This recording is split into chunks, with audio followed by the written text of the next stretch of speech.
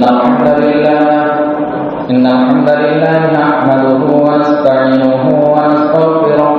ونعوذ بالله من شرور أنفسنا ومن سيئات أعمالنا من يهده الله فلا مضل له ومن يضلل فلا هادي له وأشهد أن لا إله إلا الله وحده لا شريك له وأشهد أن محمدا عبده ورسوله أما بعد أعوذ بالله من الشيطان الرجيم يا أيها الذين آمنوا قوا أنفسكم وأهليكم نارا وقودها الناس والحجارة عليها ملائكة غلاظ شداد لا يعصون الله ما أمرهم ويفعلون ما يؤمرون وقال النبي صلى الله عليه وسلم ما من عبد يسترعيه الله رعية يموت يوم يموت وهو غاش لرعيته إلا حرم الله عليه الجنة رواه مسلم. محترم حضرات، دنیا کی بڑی نعمتوں میں سے ایک بہت بڑی نعمت یہ اولاد کی نعمت بھی ہے. اولاد کی نعمت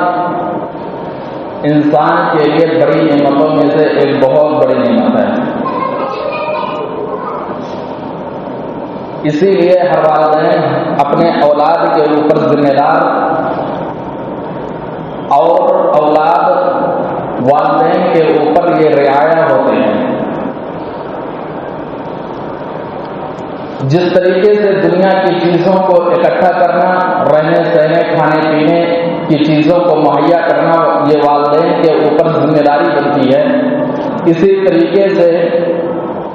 یہ اسلامی تربیت کرنا، عقیدے کو درست کرانا اور اسلام کے مطابق انہیں تربیت کرنا یہ والدین کے اوپر یہ ذمہ داری بنتی ہے کہ اپنی اولاد کو اچھے طریقے سے یہ تربیت کرے. قرآن حکیم اٹھا کر کے دیکھیں گے تو اللہ رب العالمین نے اہل ایمان والوں کو اسی بات کا حکم دیا ہے کہ وہ اپنی اولاد کو اچھے طریقے سے تربیت کریں. اللہ رب العالمین ارشاد فرماتا ہے یا ایھا الذین آمنوا قوا انفسکم واہلیکم نارا وقودها الناس والحجارة عليها ملائكة غلاظ شداد لا يعصون الله ما أمرهم ويفعلون ما يؤمرون.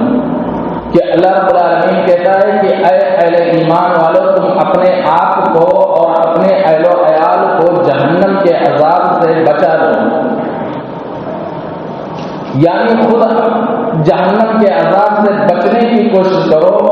اور اپنی اولاد کو اس طریقے سے تربیت کرو کہ تمہاری اولاد بھی مرنے کے بعد جہنم کے عذاب سے بچ جائے. یا ایھا الذین آمنوا قوا انفسکم واہلیکم نارا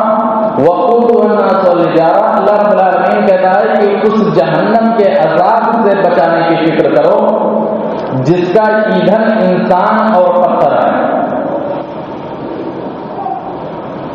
دنیا کے اندر انسان جو صاحب اولاد ہے کوئی بات یہ نہیں چاہتا ہے کہ ہماری اولاد آگ کے اندر داخل ہو جائے. تو جب دنیا کی آگ کے اندر والدین اپنی اولاد کو نہیں چاہتے کہ وہ داخل ہو جائے تو قیامت کے دن اپنی اولاد کو کیسے وہ جہنم کے عذاب کے اندر داخل ہونا دیکھ سکتے ہیں. تو اللہ رب العالمین کہتا ہے کہ خود بچو جہنم کے عذاب سے اور اپنے اہل و عیال کو بھی جہنم کے عذاب سے بچانے کی فکر کرو. وقودها الناس والحجارة. اللہ رب العالمین کہتا ہے کہ جس کا ایندھن انسان اور پتھر ہے. وقودها الناس والحجارة، جس کا ایندھن انسان اور پتھر ہے. دنیا کے اندر آگ کو بھڑکانے کے لیے لکڑیوں کو اکٹھا کیا جاتا ہے، پٹرول کو ڈالا جاتا ہے تاکہ آگ اور بھڑک جائے. لیکن قیامت کے دن اللہ رب العالمین جہنم کو بھڑکانے کے لیے انسان کو داخل کرے گا اور ان پتھروں کو داخل کرے گا جن پتھروں کو لوگ اپنا معبود سمجھتے تھے، جن پتھروں کو نفع اور نقصان کا مالک سمجھا کرتے تھے. اللہ رب العالمین ان پتھروں کو داخل کرے گا تاکہ لوگوں کو پتہ چل جائے کہ دنیا کے اندر جسے ہم اپنا معبود سمجھتے تھے وہ لوگ بھی آج جہنم کے عذاب سے نہیں بچ پائے، تو ہم کیسے جہنم کے عذاب سے بچ پائیں گے؟ تو وقود والناس والحجارہ، اللہ رب العالمین کہتا ہے کہ اس جہنم کے عذاب سے بچنے کی فکر کرو جس کا ایندھن انسان اور پتھر ہے۔ اور دوسری تفسیر یہ ہے کہ اللہ رب العالمین جو پتھروں کو جہنم کے اندر داخل کرے گا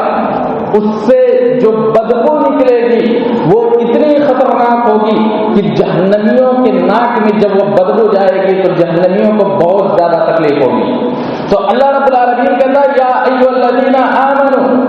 قوا انفسکم واہلیکم نارا وقودها الناس والحجارہ، کہ اے اہل ایمان والو تم اپنے آپ کو اور اپنے اہل و عیال کو جہنم کے عذاب سے بچا لو جس کا ایندھن انسان اور پتھر ہے۔ وقودها الناس والحجارہ علیہا ملائکۃ غلاظ شداد لا یعصون اللہ ما امرهم ویفعلون ما یؤمرون۔ اللہ رب العالمین کہتا ہے کہ جس پر تندخو اور سخت مزاج فرشتے مقرر ہے،